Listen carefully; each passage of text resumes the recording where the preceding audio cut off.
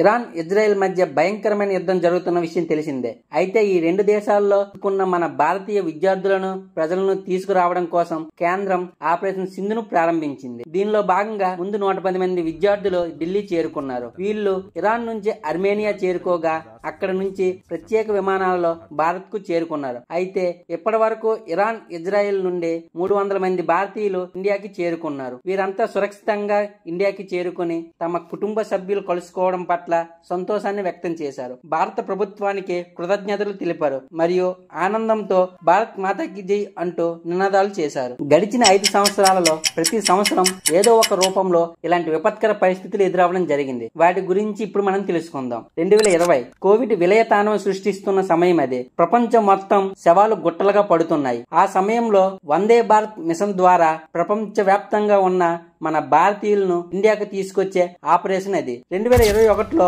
ఆఫ్ఘనిస్తాన్ ను తాలిబాన్ల నియంత్రణలోకి తీసుకోవడానికి విపరీతమైన అల్లర్లు సృష్టించారు.